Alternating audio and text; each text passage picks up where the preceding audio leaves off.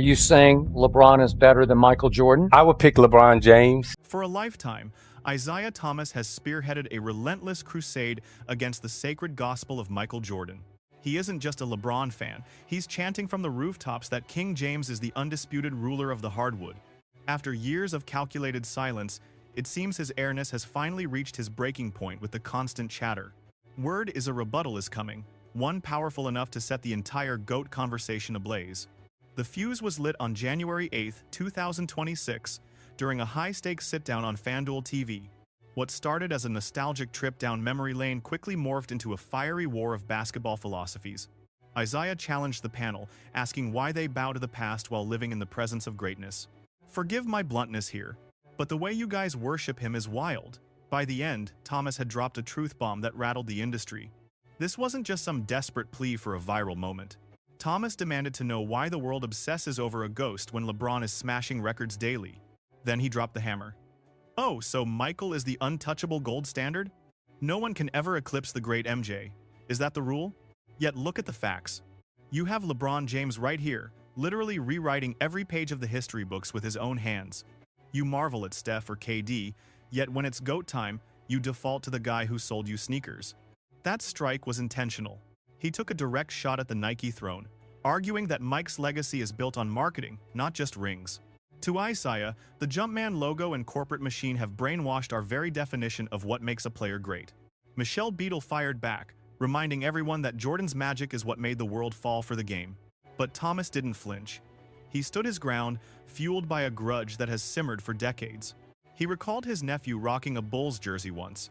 Isiah asked him what he was doing, and the kid just said Chicago. The boy didn't even realize his own uncle was the king of Detroit basketball at the time. Isiah told him we don't wear red here, but the kid was already sold on the Bulls hype train. That resentment wasn't personal toward Mike, but what he represented. In his head, every game against Jordan was a chance to prove his nephew was wearing the wrong man's colors. Way back in 2013, Isiah was already calling LeBron the superior physical specimen. By 2018, he took it further, claiming James was simply the more skilled basketball mind. His argument grew from raw power to longevity, and finally, to the way culture is manufactured. He's no longer just comparing points. He's exposing how corporate dollars dictate who we call the greatest.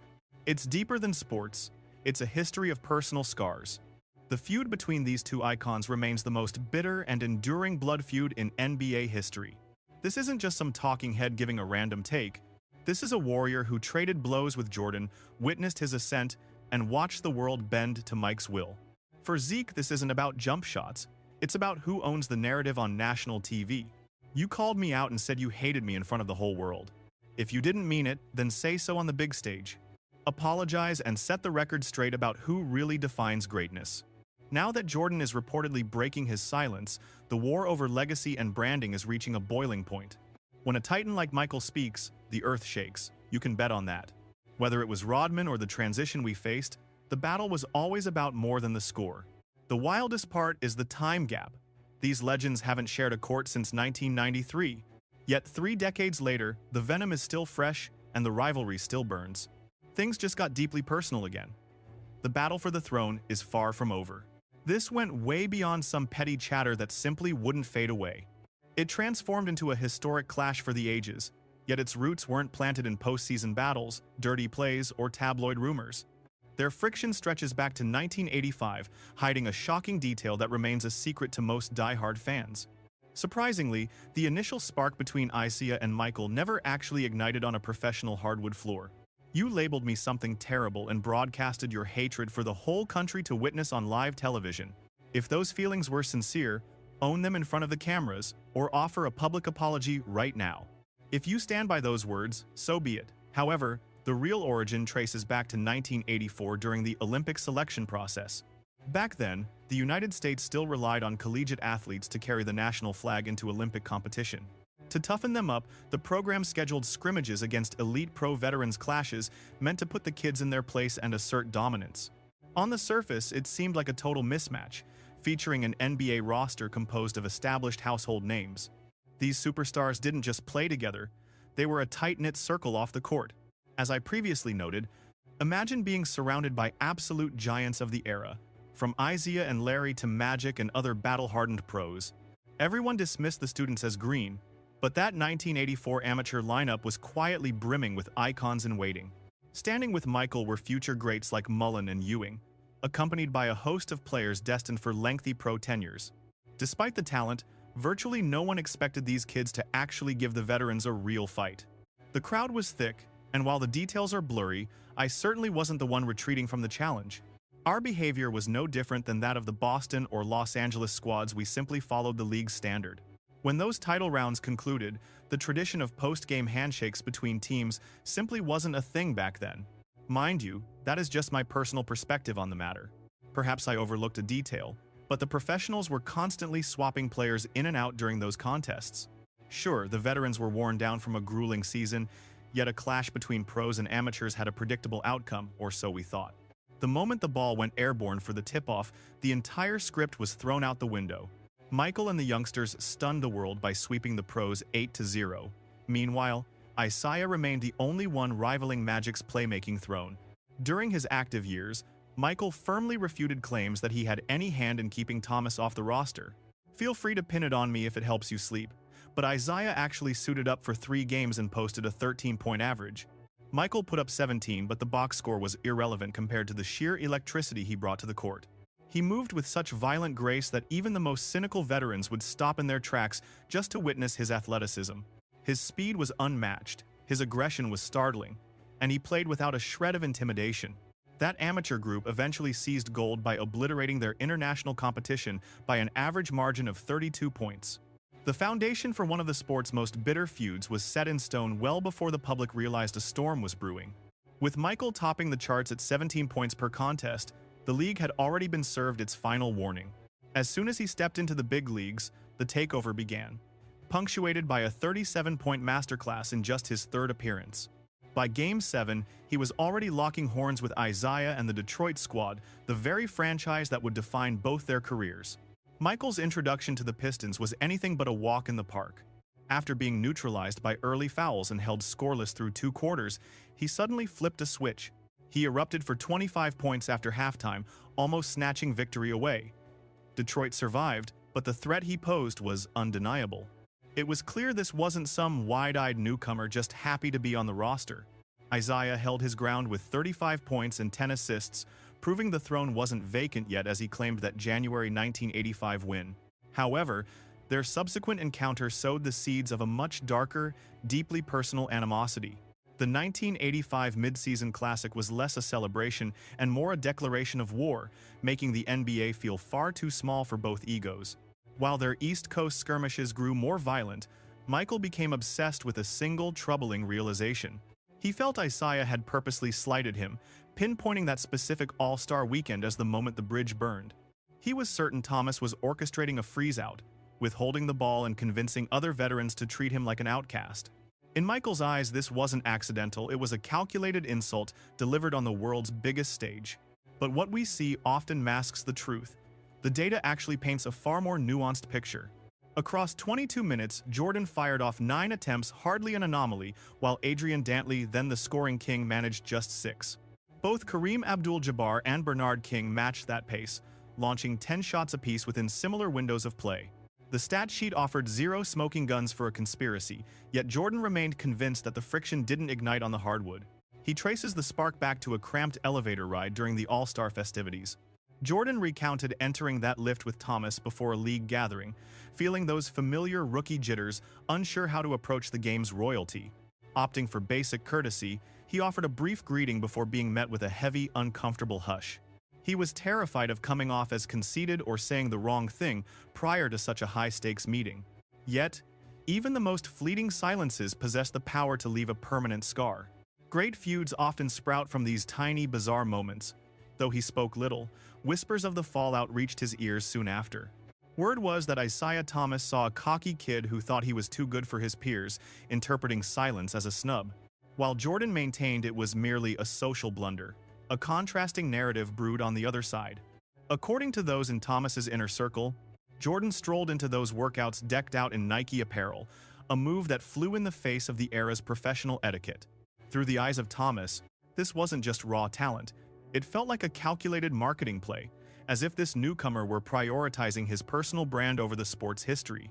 Slight annoyance curdled into genuine rage, and the resulting firestorm was inevitable. Jordan's response in their next clash was absolute. He went nuclear, erupting for 49 points on 19 of 31 shooting to dismantle Detroit in an overtime thriller.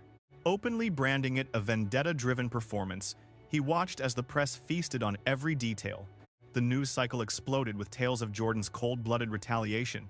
The freeze-out myth took hold everywhere, fueling a rivalry that only intensified 2 years later when things got even hotter. He torched Detroit for 61 points in yet another grueling extra-period marathon. Every seasonal encounter shifted from a game to a blood feud, where every play felt weighted, though the Pistons usually walked away smiling. In his initial 3 postseason runs, Jordan managed to scrape together only a single victory against the Detroit Wall. Even a stronger Chicago squad in 1988 was crushed 4-1, leading into the agonizing heartbreaks of 1989 and 90. The Bulls reached the doorstep of the finals twice, only to find the Pistons standing there like a brick wall. Regardless of Jordan's individual brilliance, Detroit remained the one puzzle he simply couldn't crack.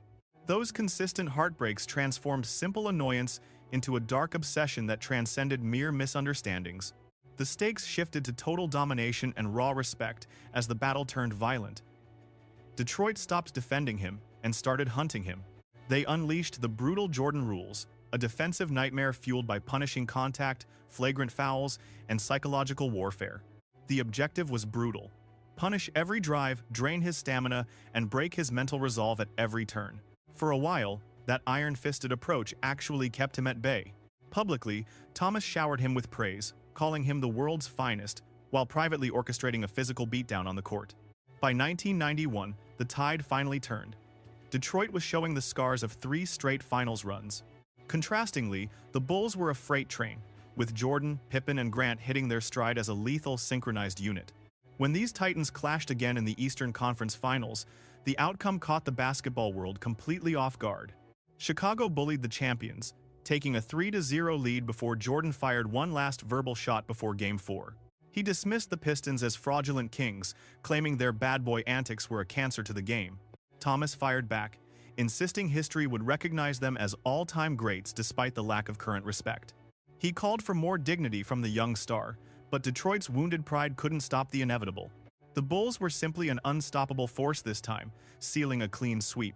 That's when the moment that scarred the rivalry occurred. With the clock winding down, the Pistons walked off into the tunnel early. No parting words or signs of respect, they vanished before the final whistle, triggering a massive public backlash. The outrage was palpable, as media and fans alike watched the rivalry dissolve into pure, unadulterated hatred. Chicago moved on to topple the Lakers, finally clutching their first-ever World Championship trophy. MJ stood at the absolute summit, yet a brewing storm was about to electrify the entire narrative. The Olympic Committee's Rod Thorne reached out, offering a spot on the iconic 1992 squad. Jack McCallum's book reveals the instant ultimatum: "Rod, if Isiah is in, count me out." Documentary footage later echoed this, though Michael claimed he didn't pull the strings despite his deep disdain.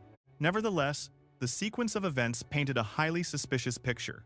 September 21, 1991 marked his entry.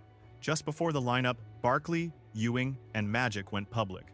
MJ himself, along with the mailman, Mullen, Pippen, Robinson, and Stockton made the cut. 10 icons were chosen, but Isiah was snubbed. As a perennial all-star, many ranked him right behind Irvin Johnson as the hardwood's premier floor general. When the ultimate basketball assembly gathered, the Detroit legend was nowhere to be found. Whether by MJ's hand or not, the cold truth remained: this feud transcended the game. It bled into their very legacies and every subsequent greatest argument, though some saw tactical logic.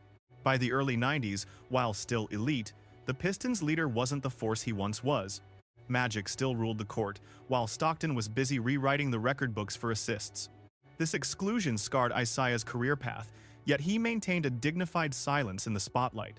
During his 1993 NBC broadcasting stint, he even showered praise on Michael's incredible dominance. Despite the passing years, that underlying friction refused to completely evaporate.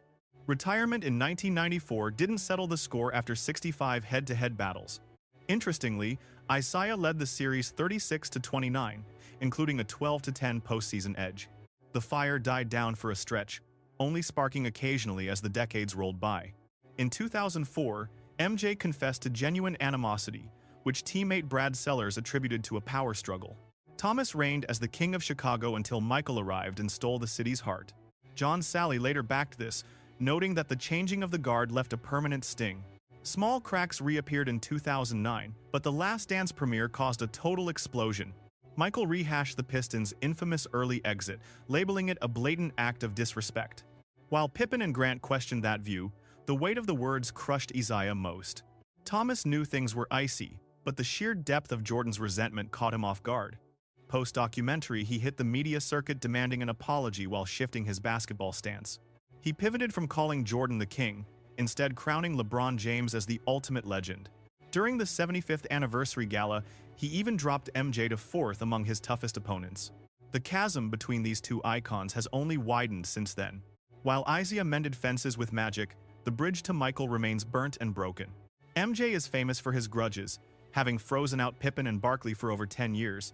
It is just as the legend famously claimed, he takes every slight personally. This saga between these two legends remains a story without a final chapter. Certain fires simply refuse to burn out.